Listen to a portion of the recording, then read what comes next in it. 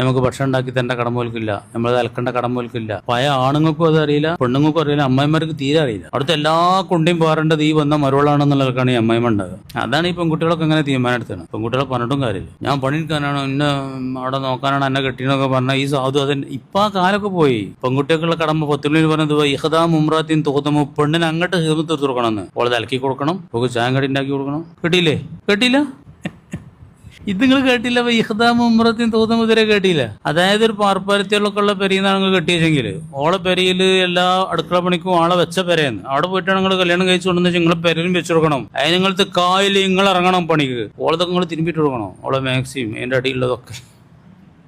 ഇതൊക്കെ വ്യക്തമായിട്ട് കിതാബിൽ പറയുന്നുണ്ട്, വേണമെങ്കിൽ അറിഞ്ഞിരുന്നോളി. അതാണ് ഈ പറയണത്. അല്ല ഓലതൊക്കെ ഓല തന്നെ തിരുമ്പലും കുളിച്ചാലും വെച്ചുണ്ടാക്കലൊക്കെ വെച്ചെങ്കിൽ അങ്ങനെ പോട്ടെ നിൽക്കാം. എന്നാലും നിങ്ങൾക്ക് ഉണ്ടാക്കിയതിൻ്റെ കടമയൊന്നും അതൊക്കെ ഒരു സൗഹാർദ്ദത്തിലും സൽസ്വഭാവത്തിന്റെ ഭാഗമായിട്ടും ചെയ്യേണ്ടതാണെന്ന് മനസ്സിലാക്കണം. എന്നോട് ഒരാൾ പറയണ കുഞ്ഞിപ്പാക്ക, ഞാൻ എപ്പോൾ വന്നാലും എനിക്ക് ചോറൊക്കെ വിളമ്പി തരും, നീച്ച് വരേണ്ടി വരും, ഞാനോട് വന്നേ എന്നെ വാടക വാങ്ങി കൊടുക്കും.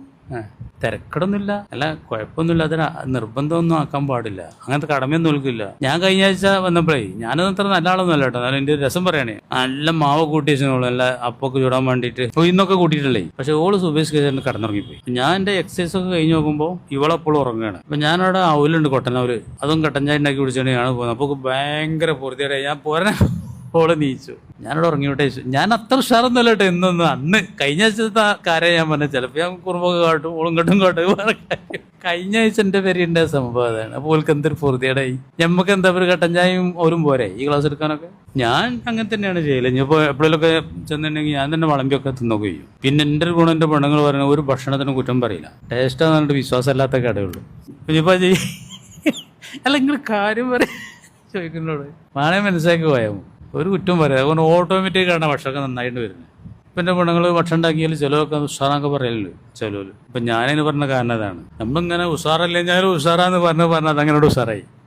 ചിലപ്പില്ല, രസമില്ല, ടേസ്റ്റ് ഇല്ല എന്ന് പറഞ്ഞാൽ വലിയടങ്ങാറായിട്ട് ഉണ്ടാക്കിയാണ് ഈ കാരണം. അതുമല്ല, ചിലപ്പോൾ നമ്മളൊരു വീട്ടിൽ ഞാനൊക്കെ പണ്ട് ചെയ്തതാണ്, പിന്നെയാണ് എനിക്ക് അന്തണ്ടായത്. വേറുള്ളിടത്തുള്ള രസം അവരോട് പറയും. ഒരു പൊടി പെണ്ണുങ്ങൾ ഇഷ്ടപ്പെടില്ല അത്.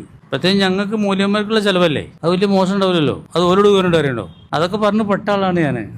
അത് ഓള് പറയാം, അത് നിങ്ങൾക്ക് എന്തെങ്കിലും ഒരു ചിലവുള്ള ഉഷാറാക്കണ പോന്നിട്ട് വരേണ്ടോ അവൻ ചോദിച്ചിട്ടുണ്ടോട്. ഇതൊക്കെ എല്ലാം ഉണ്ട്, എല്ലാ അനുഭവങ്ങളും ഉണ്ട്.